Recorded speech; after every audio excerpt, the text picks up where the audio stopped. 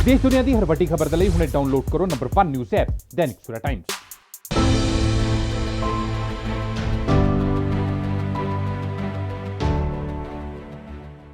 ਸ਼ਹਿਰ 'ਚ ਜੰਗਲ, ਸ਼ਹਿਰ ਨੂੰ ਛੱਡੋ ਘਰ 'ਚ ਜੰਗਲ, ਇਹ ਚੀਜ਼ ਤੁਹਾਨੂੰ ਸੁਣਨ 'ਚ ਬੜੀ ਅਜੀਬ ਲੱਗ ਰਹੀ ਹੋਣੀ ਹੈ ਵੀ ਇਹ ਕੀ ਗੱਲ ਕਰ ਰਹੇ ਨੇ, ਪਰ ਇਹ ਗੱਲ ਸੱਚੀ ਹੈ।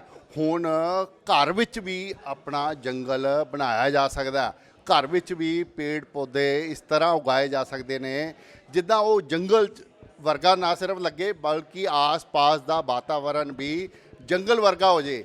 ਇਹ ਸੰਭਵ ਹੋਇਆ ਇਕੋ ਸਿੱਖ ਨਾਮਕ ਸੰਸਥਾ ਨੇ ਇਹ ਸੰਭਵ ਕੀਤਾ। ਸਾਡੇ ਨਾਲ ਪ੍ਰੋਜੈਕਟ ਮੈਨੇਜਰ ਰਵਨੀਤ ਸਿੰਘ ਜੀ, ਉਹਨਾਂ ਨਾਲ ਗੱਲਬਾਤ ਕਰਦੇ ਹਾਂ ਵੀ ਇਹ ਪ੍ਰੋਜੈਕਟ ਹੈ ਕੀ, ਕਿੱਦਾਂ ਸ਼ਹਿਰ ਵਿੱਚ ਰਹਿਣ ਵਾਲਾ ਇੱਕ ਵਿਅਕਤੀ ਆਪਣੇ ਆਸ-ਪਾਸ ਜਾਂ ਆਪਣੇ ਘਰ ਨੂੰ ਜੰਗਲ 'ਚ ਤਬਦੀਲ ਕਰ ਸਕਦਾ।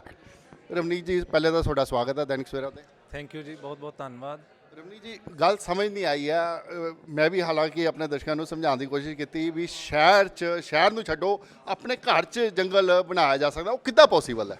ਜਿਹੜੀ ਜੰਗਲ ਦੀ ਪਰਿਭਾਸ਼ਾ ਹੈ, ਅੱਜ ਕੱਲ੍ਹ ਵੈਸੇ ਪ੍ਰਕਿਰਤਿਕ ਜੰਗਲ ਤਾਂ ਲੱਭਦੇ ਨਹੀਂ, ਲੁਪਤ ਹੁੰਦੇ ਜਾ ਰਹੇ। ਜੰਗਲ ਇੱਕ ਇਹੋ ਜਿਹੀ ਥਾਂ ਹੈ ਜਿਹੜੇ ਡਾਕਟਰ ਕੀਰਾ ਮਿਆਵਾਕੀ ਜਾਪਾਨੀ ਸਾਇੰਟਿਸਟ ਨੇ ਕਹਿੰਦੇ ਨੇ, ਜਿਹਦੇ ਵਿੱਚੋਂ ਆਮ ਬੰਦਾ ਲੰਘ ਨਾ ਸਕੇ, ਜਿਹਦੇ 'ਚੋਂ ਸੂਰਜ ਦੀ ਰੋਸ਼ਨੀ ਥੱਲੇ ਜ਼ਮੀਨ 'ਤੇ ਨਾ ਪਹੁੰਚ ਸਕੇ, ਇੰਨਾ ਸੰਘਣਾ ਹੁੰਦਾ, ਉਸ ਨੂੰ ਅਸੀਂ ਜੰਗਲ ਕਹਿੰਦੇ। ਇਹ ਬਹੁਤ ਵੱਡਾ, ਜਾਣੀ ਕਿ ਏਕੜਾਂ 'ਚ, ਕਈ ਏਕੜਾਂ 'ਚ, ਹਜ਼ਾਰਾਂ ਏਕੜਾਂ 'ਚ, ਜਾਂ ਬਹੁਤ ਛੋਟੀ ਜਗ੍ਹਾ ਜਿਵੇਂ ਕਹਿ ਲਿਆ ਆਪਾਂ 20 ਗੱਜ ਵਿੱਚ ਵੀ, ਜਿਹੜੀ ਕਿ ਘਰਾਂ ਦੇ ਵਿੱਚ ਆਰਾਮ ਨਾਲ ਜਗ੍ਹਾ 20 ਗੱਜ 'ਚ ਵੀ ਜੰਗਲ ਹੋ ਸਕਦਾ? ਜਾਪਾਨੀ ਤਰੀਕੇ ਨਾਲ ਜਿਸ ਤਰ੍ਹਾਂ ਅਸੀਂ ਗੁਰੂ ਨਾਨਕ ਪਵਿੱਤਰ ਜੰਗਲ ਲਗਾ ਰਹੇ ਹਾਂ, 30 ਗੱਜ ਦੇ ਵਿੱਚ ਤੁਸੀਂ 100 ਦਰਖਤ ਛੋਟੇ ਵੱਡੇ ਸਾਈਜ਼ ਦੇ ਲਗਾ ਸਕਦੇ ਹਾਂ, ਜਿਹੜੇ ਕਿ ਇੱਕ ਸਮਾਨ ਵਧਣਗੇ, ਆਪਣੀ ਆਪਣੀ ਹਾਈਟ ਅਟੇਨ ਕਰਨਗੀਆਂ। ਸ਼ਰਬਸ ਜਿਹੜੀਆਂ ਉਹ ਛੋਟੀਆਂ ਰਹਿ ਜਾਂਦੇ ਨੇ, ਥੋੜੇ ਵੱਡੇ ਜਿਹੜੇ ਬੂਟੇ ਨੇ ਉਹ ਉੱਚੇ ਜਾਂਦੇ ਨੇ, ਤੇ ਜਿਹੜੇ ਛਤਰੀਨੁਮਾ ਰੁੱਖ ਹੁੰਦੇ ਨੇ ਉਹ ਬਹੁਤ ਉੱਪਰ ਜਾ ਕੇ ਇੱਕ ਛੋਟੇ ਜਿਹੇ ਜੰਗਲ ਦਾ ਤੁਹਾਨੂੰ, ਜਿਵੇਂ ਸਾਡੇ ਨਾਲ ਮੇਰੇ ਮੈਂਟਰ ਨੇ ਸ਼ੁਭੇਂਦੂ ਜੀ, ਇਹਨਾਂ ਦੇ ਘਰ ਦੇ ਵਿੱਚ 10-12 ਗਜ ਦੇ ਵਿੱਚ ਇਹਨਾਂ ਨੇ 35 ਰੁੱਖਾਂ ਦਾ ਇੱਕ ਬਹੁਤ ਛੋਟਾ ਜੰਗਲ ਬੈਂਗਲੌਰ 'ਚ ਵੀ ਲਗਾਇਆ। ਇਸੇ ਤਰ੍ਹਾਂ ਉੱਤਰਾਖੰਡ 'ਚ ਇਹਨਾਂ ਦਾ ਜੱਦੀ ਘਰ ਹੈ, ਉੱਥੇ ਵੀ ਨਹੀਂ 150-200 ਰੁੱਖਾਂ ਦਾ ਇੱਕ ਜੰਗਲ ਲਗਾਇਆ ਘਰ ਦੀ ਪਿੱਛੇ ਹੀ ਆਂਗਨ 'ਚ। ਇਹ ਤਾਂ ਬਹੁਤ ਵੱਡੀ ਗੱਲ ਕੀਤੀ।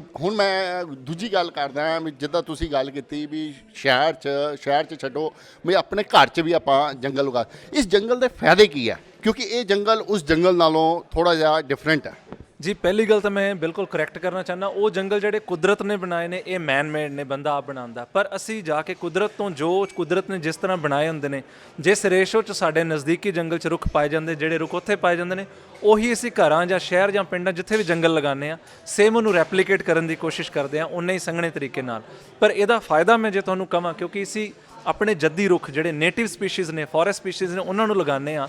ਪਹਿਲੀ ਗੱਲ ਤਾਂ ਇਹਨਾਂ 'ਚ ਔਸ਼ਧੀ ਹੁੰਦੀ ਹੈ, ਅਰਜਨ ਵਰਗੇ ਰੁੱਖ ਨੇ, ਸਿੰਬਲ ਰੁੱਖ ਹੈ, ਜਾਂ ਹੋਰ ਜਿਹੜੇ ਬਹੇੜਾ ਇੱਦਾਂ ਦੇ ਰੁੱਖ ਨੇ, ਜਿਹੜੇ ਪੁਰਾਣੇ ਰੁੱਖ ਨੇ, ਉਹ ਲਗਾਉਂਦੇ ਆ। ਉਹਨਾਂ ਨਾਲ ਔਸ਼ਧੀ ਹਵਾ ਦੇ ਵਿੱਚ ਆਉਂਦੀ ਤੇ ਸਾਡੀ ਡਿਜ਼ੀਜ਼ ਜਿਹੜੀ ਅੰਦਰੋਂ ਕਿਉਰ ਕਰਦੇ ਨੇ। ਫਲਦਾਰ ਰੁੱਖ ਹੁੰਦੇ ਨੇ ਜਿਹੜੇ ਪੰਛੀਆਂ ਨੂੰ ਵੀ ਅਟਰੈਕਟ ਕਰਦੇ ਨੇ ਤੇ ਇਨਸਾਨਾਂ ਨੂੰ ਵੀ ਉਹ ਫੂਡ ਦਿੰਦੇ ਨੇ। ਤੀਸਰੀ ਚੀਜ਼, ਫੁੱਲਾਂ ਵਾਲੇ ਰੁੱਖ ਹੁੰਦੇ ਨੇ ਜਿਨ੍ਹਾਂ ਨਾਲ ਪੋਲੀਨੇਟਰਸ, ਜਾਣੇ ਕਿ ਤਿਤਲੀਆਂ, ਜੁਗਨੂ, ਭੰਵਰੇ, ਇਸ ਤਰ੍ਹਾਂ ਦੇ ਪਰਾਗਣ ਜੀਵ ਵੀ ਅਟਰੈਕਟ ਹੁੰਦੇ ਨੇ। ਤੇ ਸਾਡੀ ਜਿਹੜੀ ਆਬੋ ਹਵਾ ਦੇ ਵਿੱਚ ਇਹ ਜਿਹੜਾ ਸੰਤੁਲਨ ਹੈ ਧਰਤੀ ਦੇ ਉੱਤੇ ਦੁਆਰਾ ਇਹ ਮਜ਼ਬੂਤ ਕੀਤਾ ਜਾ ਸਕਦਾ, ਕਿਉਂਕਿ ਇਸ ਟਾਈਮ ਤਿਤਲੀਆਂ, ਜੁਗਨੂ ਤੇ ਇਹ ਜਿਹੜੇ ਜਿੰਨੇ ਵੀ ਜੀਵ ਜੰਤੂ ਨੇ ਪੈਸਟੀਸਾਈਡ ਦੇ ਕਰਕੇ ਮਰ ਰਹੇ ਨੇ, ਲੁਪਤ ਹੋ ਰਹੇ ਨੇ।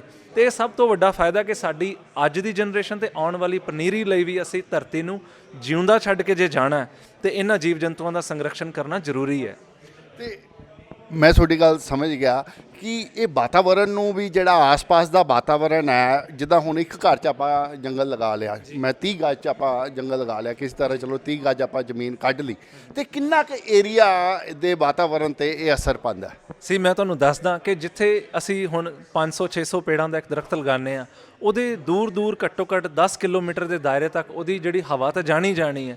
ਹਾਲ ਹੀ ਸੁਪਰੀਮ ਕੋਰਟ ਨੇ ਇਹ ਦਾਅਵਾ ਕਰਕੇ ਰਿਪੋਰਟ ਜ਼ਾਹਿਰ ਕੀਤੀ ਹੈ ਕਿ ਇੱਕ ਦਰਖਤ ਸਾਲ ਦੇ ਵਿੱਚ 74,500 ਰੁਪਏ ਦੀ ਆਕਸੀਜਨ ਛੱਡਦਾ, ਜਿਹਦਾ ਕਿ ਹਸਪਤਾਲਾਂ 'ਚ ਮੁੱਲ 74,500 ਰੁਪਏ ਇੱਕ ਸਾਲ ਦਾ। ਜਿੰਨੇ ਦਰਖਤ ਅਸੀਂ ਲਾ ਚੁੱਕੇ ਇਕੋ ਸਿੱਖ ਨੇ ਹੁਣ ਪਿਛਲੇ 2 ਸਾਲਾਂ 'ਚ 1,67,000 ਰੁੱਖ ਲਾਏ ਨੇ। ਉਹਦਾ ਜੇ ਅਸੀਂ ਕੈਲਕੂਲੇਸ਼ਨ ਕਰੀਏ ਸੁਪਰੀਮ ਕੋਰਟ ਦੇ ਹਿਸਾਬ ਨਾਲ, ਤੇ 1,25,000 ਕਰੋੜ ਦੀ ਆਕਸੀਜਨ ਹਰ ਸਾਲ ਸਾਡੇ ਲਗਾਏ ਹੋਏ ਰੁੱਖ ਦੁਨੀਆ ਨੂੰ ਦੇ ਰਹੇ ਨੇ। ਸੋ ਇਹ ਰੁੱਖ ਜਿਹੜਾ ਇਹ ਇਸ ਤਰ੍ਹਾਂ ਦਾ ਸੂਰਜ ਵਾਂਗੂ ਹੈ, ਜਿੱਥੇ ਤੱਕ ਉਹਦੀ ਕਪੈਸਿਟੀ ਹੈ, ਹਵਾ ਚੱਲਦੀ ਹੈ ਤੇ ਦੂਰ ਤੱਕ ਉਹਦੀ ਜਿਹੜੀ ਹੈ ਸਾਫ਼ ਹਵਾ ਦੂਰ ਤੱਕ ਜਾਂਦੀ ਹੈ। ਹਵਾ 'ਚ ਗੁੰਮ ਹੈ ਤੇ ਉੱਥੇ ਨੇੜੇ ਰਹਿੰਦੀ। ਪਰ ਸਾਨੂੰ ਪਹਿਲੇ ਲੋਕ ਜਿਹੜੇ ਸੀ ਜੰਗਲਾਂ 'ਚ ਰਹਿੰਦੇ ਸੀ, ਹੁਣ ਵੀ ਲੋਕ ਪਿੰਡਾਂ 'ਚ ਜਿਹੜੇ ਰਹਿੰਦੇ ਨੇ ਉਹਨਾਂ ਦੀ ਆਬੋ ਹਵਾ ਤੇ ਸ਼ਹਿਰਾਂ ਦੀ ਆਬੋ ਹਵਾ ਦਾ ਫਰਕ ਹੈ। ਸੋ ਜੇ ਅਸੀਂ ਘਰ ਦੇ ਵਿੱਚ, ਆਪਣੇ ਸ਼ਹਿਰ ਦੇ ਵਿੱਚ, ਆਪਣੇ ਪਾਰਕਾਂ ਦੇ ਵਿੱਚ, ਸਕੂਲਾਂ ਦੇ ਵਿੱਚ, ਹਸਪਤਾਲਾਂ ਦੇ ਵਿੱਚ, ਸ਼ਮਸ਼ਾਨ ਘਾਟ ਤੇ ਹੋਰ ਜਿੰਨੀਆਂ ਪਾਣੀ ਦੀਆਂ ਟੈਂਕੀਆਂ ਨੇ ਪਿੰਡਾਂ ਦੇ ਵਿੱਚ, ਸ਼ਹਿਰ ਦੇ ਵਿੱਚ ਕਈ ਸਾਰੇ ਅਸਥਾਨ ਨੇ, ਹਸਪਤਾਲਾਂ ਦੇ ਵਿੱਚ ਨੇ, ਸੋ ਇਹਦੇ ਨੇੜੇ ਨੇੜੇ ਸਾਨੂੰ ਛੋਟੇ ਛੋਟੇ ਜੰਗਲ ਲਗਾਈ ਜਾਣੇ ਚਾਹੀਦੇ। ਅਸੀਂ ਹਰ ਚੱਪੇ ਚੱਪੇ ਤੇ ਕਹੀਏ ਕਿ ਜੰਗਲ ਹੋਵੇ ਤਾਂ ਕਿ ਸਾਡੀ ਜਿਹੜੇ ਹਵਾ ਸ਼ੁੱਧ ਹੋ ਸਕੇ। 에ਅਰ ਪ੍ਰਦੂਸ਼ਣ ਕਰਕੇ ਦਮਾ, ਕੈਂਸਰ, ਬ੍ਰੈਸਟ ਕੈਂਸਰ, ਅੱਖਾਂ ਦੇ, ਨੱਕ ਦੇ, ਸਾਹ ਦੀਆਂ 100 ਪ੍ਰੋਬਲਮਸ ਆ ਰਹੀਆਂ। ਇਹ ਦੂਰ ਇੱਕੋ ਤਰੀਕੇ ਨਾਲ ਹੋ ਸਕਦੀਆਂ ਜੇ ਅਸੀਂ ਰੁੱਖ ਲਗਾਈਏ ਤੇ ਆਪਣੇ ਨੇਟਿਵ ਰੁੱਖ ਲਗਾਈਏ।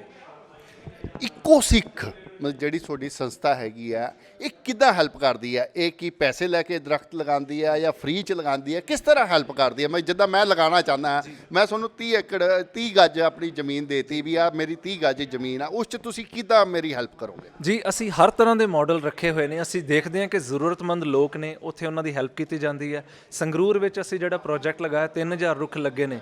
ਉੱਥੇ ਜ਼ਰੂਰਤ ਸੀ ਫੰਡਿੰਗ ਦੀ, ਅਸੀਂ ਉੱਥੇ 3 ਲੱਖ ਰੁਪਏ ਜਿਹੜਾ ਕਮਿਊਨਿਟੀ ਤੋਂ ਰੇਜ਼ ਕਰਕੇ ਲਗਾਇਆ। ਇਸੇ ਤਰ੍ਹਾਂ ਰਾਜਪੁਰੇ ਦੇ ਵਿੱਚ 11000 ਰੁੱਖਾਂ ਦਾ ਜੰਗਲ ਲੱਗਾ।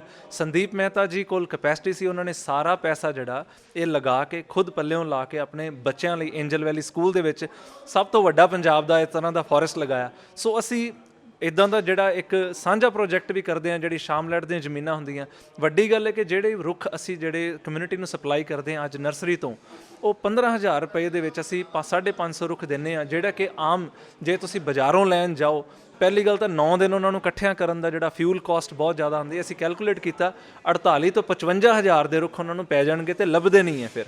ਸੋ ਇਹੀ ਰੁੱਖਾਂ ਨੂੰ ਅਸੀਂ ਇਕੱਠਿਆਂ ਕਰਕੇ ਸਬਸਿਡਾਈਜ਼ ਰੇਟ ਦੇ ਉੱਪਰ ਇੱਕੋ ਜਗ੍ਹਾ ਸਪਲਾਈ ਯੂਨਿਟ ਬਣਾਤਾ ਤਾਂ ਕਿ ਪੰਜਾਬ ਦੇ ਵਿੱਚ ਜੰਗਲ ਲਗਾਉਣੇ ਸੌਖੇ ਹੋਣ, ਅਫੋਰਡੇਬਲ ਪ੍ਰਾਈਸ ਤੇ ਹੋਣ। ਆਉਣ ਵਾਲੇ ਸਮੇਂ 'ਚ ਅਸੀਂ ਹੁਣ ਕੀ ਕੀਤਾ, ਮਨਰੇਗਾ ਦੀ ਲੇਬਰ ਯੂਜ਼ ਕਰਦੇ ਹਾਂ। ਸੋ ਗਵਰਨਮੈਂਟ ਦੇ ਅਸੀਂ ਧੰਨਵਾਦੀ ਹਾਂ ਕਿ ਉਸ ਲੇਬਰ ਦੇ ਨਾਲ ਲੇਬਰ ਕਾਸਟ ਜਿਹੜੀ ਡਾਊਨ ਹੁੰਦੀ ਹੈ। ਜਿਹੜਾ ਜੰਗਲ ਕਦੇ ਅੱਜ ਤੋਂ 2 ਸਾਲ ਪਹਿਲਾਂ 550 ਰੁੱਖਾਂ ਜੰਗਲ 90-95 ਦਾ ਲੱਗਦਾ ਸੀ, ਅਸੀਂ ਹੁਣ ਪਿੰਡਾਂ ਵਿੱਚ ਉਹਦਾ ਬੈਸਟ ਮਾਡਲ ਪ੍ਰੈਕਟਿਸ ਅਸੀਂ 50,000 'ਚ ਵੀ ਦੇਖਿਆ ਲੱਗਦਾ। ਸੋ ਇਹ ਕਾਸਟ ਡਾਊਨ ਹੋਰ ਵੀ ਹੋ ਸਕਦੀ ਹੈ ਜੇ ਸਾਨੂੰ ਇਸ ਤਰ੍ਹਾਂ ਦੇ ਬੂਟੇ ਪੰਜਾਬ ਸਰਕਾਰ ਵੱਲੋਂ ਜਿਹੜੇ ਲੋਕਾਂ ਨੂੰ ਮਿਲਣੇ। ਅਸੀਂ ਜੰਗਲ ਆਪਣੀਆਂ ਜ਼ਮੀਨਾਂ ਤੇ ਨਹੀਂ ਲਗਾ ਰਹੇ। ਸੋ ਜਿਹਨੇ ਜੰਗਲ ਲਵਾਉਣਾ ਉਹਨੂੰ ਜੇ ਫ੍ਰੀ ਬੂਟੇ ਮਿਲਣੇ ਲੱਗ ਜਾਣ ਤਾਂ ਬਹੁਤ ਕਾਸਟ ਡਾਊਨ ਹੋਣੀ ਹੈ। ਇਸੇ ਤਰ੍ਹਾਂ JCB ਦੀ ਜਿਹੜੀ ਹੈਲਪ ਹੈ, ਲੇਬਰ ਦੀ ਹੈਲਪ ਮਿਲਦੀ ਜਾਊਗੀ, ਐਕਸਪਰਟੀਜ਼ ਦੀ ਜਿਹੜੀ ਹੈਲਪ ਮਿਲਦੀ ਜਾਏਗੀ, ਉਸ ਤਰ੍ਹਾਂ ਕਾਸਟ ਨੂੰ ਅਸੀਂ ਹੋਰ ਘਟਾ ਸਕਦੇ ਹਾਂ। ਤੂੜੀ, ਰੂੜੀ, ਪਰਾਲੀ, ਇਹ 3 ਚੀਜ਼ਾਂ ਤੇ ਚਾਵਲਾਂ ਦੀ ਫੱਕ ਜਿਹੜੀ ਹੈ ਜੰਗਲ ਦੇ ਅਸੀਂ ਜ਼ਮੀਨ ਦੇ ਵਿੱਚ ਪਾ ਕੇ ਤਿਆਰ ਕਰਦੇ ਹਾਂ। ਜਿੱਦਾਂ ਜਿੱਦਾਂ ਇਹਨਾਂ ਦੀ ਕਾਸਟ ਡਾਊਨ ਹੁੰਦੀ ਜਾਏਗੀ, ਮਟੀਰੀਅਲ ਸੌਖੇ ਮਿਲਣਗੇ, ਉਸੇ ਤਰ੍ਹਾਂ ਜੰਗਲ ਹੋਰ ਅਫੋਰਡੇਬਲ ਪ੍ਰਾਈਸ ਤੇ ਆ ਜਾਣਗੇ। ਮੇਰਾ ਲਾਸਟ ਕੁਐਸਚਨ ਹੈ, ਤੁਸੀਂ ਕਿਹਾ ਵੀ 15000 ਰੁਪਏ ਦੇ ਅਸੀਂ ਸਾਰੇ ਪੌਦੇ ਜਿੰਨੇ ਉਹ 30 ਗੱਜ 'ਚ ਲੱਗਣੇ ਆ ਤੁਸੀਂ ਉਹ ਪ੍ਰੋਵਾਈਡ ਕਰ ਦਿਓ। ਉਸ ਤੋਂ ਬਾਅਦ ਉਹਨੂੰ ਜੰਗਲ ਦੀ ਸ਼ਕਲ 'ਚ ਆਉਣ ਲਈ ਕਿੰਨਾ ਕੁ ਟਾਈਮ ਲੱਗਦਾ? ਬਿਲਕੁਲ ਜੀ, ਬਹੁਤ ਵਧੀਆ ਸਵਾਲ ਕੀਤਾ। 6 ਮਹੀਨੇ ਜਾਣੇ ਕਿ ਤੁਸੀਂ ਕਹਿ ਲਓ ਪਹਿਲੀ ਮੌਨਸੂਨ ਤੋਂ ਬਾਅਦ ਹੀ ਅਸੀਂ ਦੇਖਿਆ ਸੀ ਕਿ 2 ਸਾਲ ਹੋ ਗਏ ਪ੍ਰੋਜੈਕਟ ਕਰਦੇ ਹਾਂ, 6-6, 8-8 ਫੁੱਟ ਦੇ ਬੂਟੇ ਹੋ ਜਾਂਦੇ ਨੇ।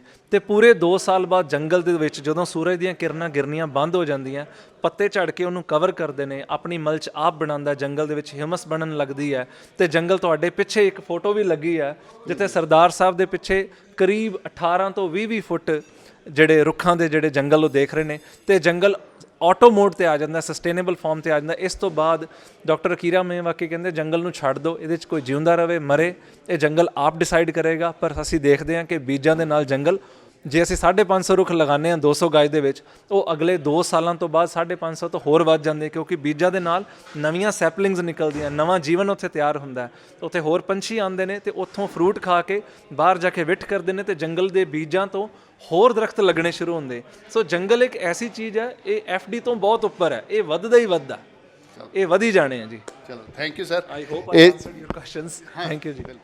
ਇਹ ਸੀਗੇ ਨਵਦੀਪ ਸਿੰਘ ਜੀ ਜੋ ਕਿ ਪ੍ਰੋਜੈਕਟ ਮੈਨੇਜਰ ਨੇ ਇੱਕੋ ਸਿੱਖ ਨਾਮਕ ਸੰਸਥਾ ਦੇ, ਔਰ ਇਹਨਾਂ ਦਾ ਕਹਿਣਾ ਹੈ ਕਿ 15000 ਰੁਪਏ 'ਚ ਇਹਨਾਂ ਦੀ ਸੰਸਥਾ ਜਿਹੜੀ ਆ ਉਹ ਜੰਗਲ ਉਗਾ ਰਹੀ ਹੈ। 30 ਗੱਜ ਦੀ ਇਹਨਾਂ ਨੂੰ ਜਗ੍ਹਾ ਚਾਹੀਦੀ ਹੈ ਜਿੱਥੇ 550 ਰੁੱਖ ਜਿਹੜੇ ਆ ਉਹ ਲਗਾਏ ਜਾਂਦੇ ਨੇ, ਔਰ ਇਹਨਾਂ ਦਾ ਕਹਿਣਾ ਹੈ ਵੀ 2 ਸਾਲ 'ਚ ਜਿਹੜੇ 550 ਜਿਹੜੇ ਪੌਦੇ ਲਗਾਏ ਜਾਂਦੇ ਆ ਉਹ 2 ਸਾਲ 'ਚ ਜੰਗਲ ਦਾ ਰੂਪ ਧਰ ਲੈਂਦੇ ਨੇ। ਉਸ ਤੋਂ ਬਾਅਦ ਲਗਭਗ 10 ਕਿਲੋਮੀਟਰ ਦੀ ਨਾ ਸਿਰਫ ਹਵਾ ਸਾਫ਼ ਹੋ ਜਾਂਦੀ ਹੈ ਬਲਕਿ ਉੱਥੋਂ ਜਿਹੜੇ ਮਤਲਬ ਕਿ ਕਈ ਬਿਮਾਰੀਆਂ ਜਿਹੜੀਆਂ ਲੱਗਦੀਆਂ, ਜਿਹੜੀਆਂ ਸੀਰੀਅਸ ਬਿਮਾਰੀਆਂ, ਉਹਨਾਂ ਦਾ ਵੀ ਇਲਾਜ ਹੋ ਜਾਂਦਾ। ਮੈਂ ਦਿਨੇਸ਼ ਗੋਇਲ, ਕੈਮਰਾਮੈਨ ਉਮਾ ਯਾਦਵ ਦੇ ਨਾਲ, ਦੈਨਿਕ ਸਵੇਰਾ TV ਲਈ ਚੰਡੀਗੜ੍ਹ ਤੋਂ।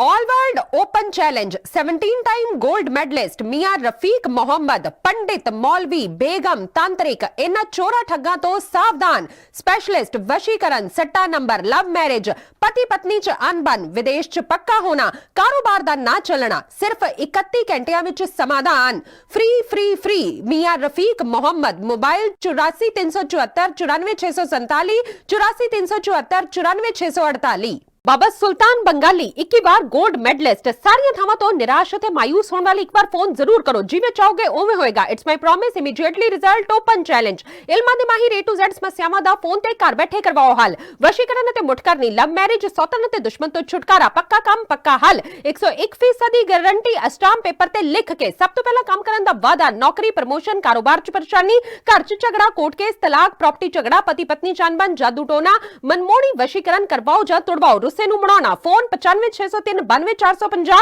9560392451 ਪੰਡਿਤ ਰਾਧੇ ਸ਼ਰਮਾ ਚਮਤਕਾਰ ਹੁੰਦੇ ਵੇਖੋ ਆਪਣੀਆਂ ਅੱਖਾਂ ਦੇ ਸਾਹਮਣੇ 24 ਘੰਟੇ ਵਿੱਚ ਪਾਓ ਹਰ ਪਰੇਸ਼ਾਨੀ ਦਾ ਹੱਲ ਮੁਸਲਮਾਨੀ ਰੂਹਾਨੀ ਤੇ ਕਾਲੇ ਇਲਮ ਦੇ ਬਾਦਸ਼ਾਹ ਮੇਰੇ ਕੀਤੇ ਨੂੰ ਮੇਰੇ ਤੋਂ ਇਲਾਵਾ ਕੋਈ ਕੱਟ ਨਹੀਂ ਸਕਦਾ ਮੋੜੀ ਵਸ਼ੀਕਰਨ ਕਰਵਾਓ ਮਨਚਾਹਾ ਪਿਆਰ ਪਾਓ ਲਵ ਮੈਰਿਜ ਸੌਤਨ ਦੁਸ਼ਮਨ ਤੋਂ ਛੁਟਕਾਰਾ ਤਲਾਕ ਕੇਸ ਜ਼ਮੀਨੀ ਝਗੜਾ ਨੌਕਰੀ ਕਾਰੋਬਾਰ ਚ ਰੁਕਾਵਟ ਵਿਦੇਸ਼ ਯਾਤਰਾ ਲੋਟਰੀ ਤੋਂ ਤੁਹਾਨੂੰ ਮਿਲੇਗਾ ਜਾਂ ਨਹੀਂ ਸੱਚਾਈ ਜਾਣੋ ਲੋਟਰੀ ਨੰਬਰ ਪਾਓ 649 ਹੋਵੇ ਜਾਂ ਲੋਟੋ ਮੈਕਸ ਤੁਹਾਡੀ ਹਰ ਗੱਲ 100% ਗੁਪਤ ਰੱਖੀ ਜਾਵੇਗੀ ਪਿਆਰ ਵਿੱਚ ਧੋਖਾ ਖਾਏ प्रेमी प्रेमिका एक बार जरूर मिलो मैं तुहाडा प्यार टुटन नहीं देवांगा मोबाइल 98 768 045 80 85 588 38 617